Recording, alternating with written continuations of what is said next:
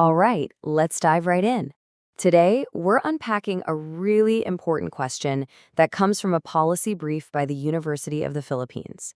We're going to look at this tricky relationship between the money that comes from the central government and how that affects the independence of local leaders in the Philippines. And really, this whole explainer comes down to this one simple but pretty provocative question. When local governments get what feels like free money from the national level, does it actually make them, well, less motivated? Does it stop them from doing the hard work of solving their own problems and becoming truly self-sufficient? This gets right to the heart of what local autonomy is all about. So this free money has an official name, fiscal transfers. And on paper, it's a great idea, right? It's like a national allowance to help local governments provide basic services for everybody. But as the research we're looking at shows, this well-meaning allowance, it can end up causing some pretty serious and totally unintended problems down the line. Now, to really get what's going on, we have to rewind the clock back to 1991. That's when a huge, landmark law was passed, the Local Government Code. The goal was fantastic, to spread power out from the center and really empower local government units, or LGUs. But baked right into the law, there were a couple of critical flaws that accidentally set the stage for a decades-long cycle of dependency. Okay, so what were these flaws? Well, there were two main ones. First, the national government held on to the most valuable ways to make money through taxes, leaving the local guys with pretty limited options. And second, a lot of local governments didn't even use the powers they did have. For example, they're supposed to update the value of real estate for tax purposes every 3 years, but many just didn't. It's like a double whammy that makes it incredibly hard for them to be financially independent. So what happens when you can't really raise your own money? You become really, really dependent on one thing, the IRA, which stands for the Internal Revenue Allotment. This became the main financial lifeline for almost every local government.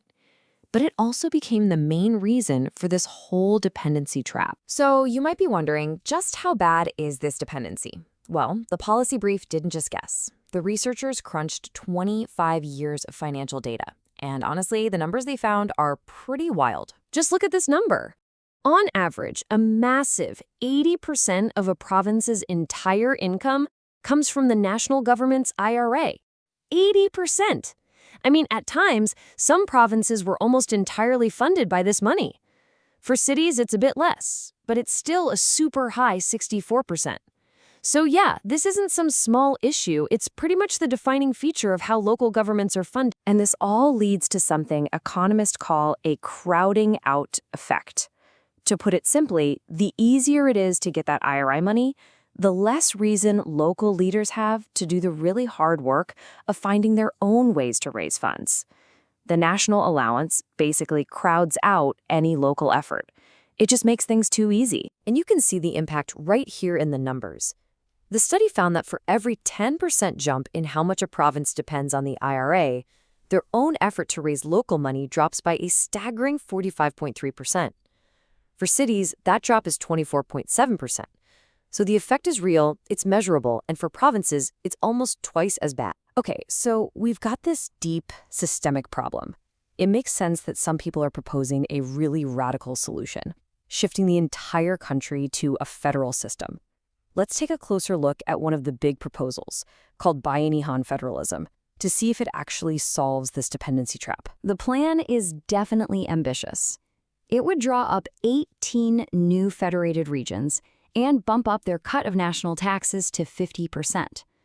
But, and this is a huge but, the source points out that the actual taxing powers these new regions would get are, quote, essentially no different from what they have now. It also creates a brand new, powerful commission to hand out extra money from something called an equalization fund. So on one side, you have the promise, more power, more money, real autonomy for the regions. Sounds great. But the policy brief argues that this proposal has some major issues. It seems to just ignore all the data about how these unconditional cash transfers don't work. And maybe even worse, it could open the door to a whole new kind of political game playing. And that concern leads to this pretty chilling warning from the authors of the brief. They write, quote, "The distributive nature of the new equalization fund is eerily similar to pork barrel."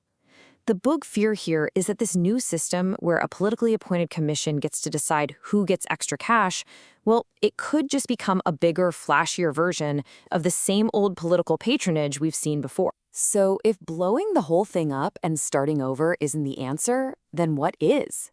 The policy brief actually argues for a totally different approach. It lays out 5 smarter, more targeted fixes that can all be done through new laws. No need for the massive headache of changing the entire Constitution. So here are the 5 big ideas. They're about changing the funding formula to be based on actual needs, not just a rigid equation. They're about clarifying who's supposed to do what and giving regional councils more say. But the real game changer here, the one that directly attacks that dependency problem, is the last one: adding conditions. This means tying that just share of national money to actual good governance and proof that local governments are trying to raise their own funds. You see, what all these recommendations really have in common is that they're trying to fix the incentives. Instead of just redrawing the political map, they're trying to change the behavior of local leaders by rewarding them for being fiscally responsible. It's not about changing the board, it's about changing the rules of the game to encourage everyone to play better. And when you boil it all down, the source leaves us with a really powerful takeaway. Maybe the path to real, genuine local autonomy doesn't require tearing everything down and starting from scratch. Maybe it's about making smart, targeted fixes to the broken rules of the game we're already playing. And that brings us to our final thought. When we're chasing after better government and true local independence, is it possible that a bunch of small, smart fixes could actually lead to bigger, more lasting change than one giant overhaul? It's a huge question, and the answer could really shape the country's future. Thanks for joining me on The Explainer.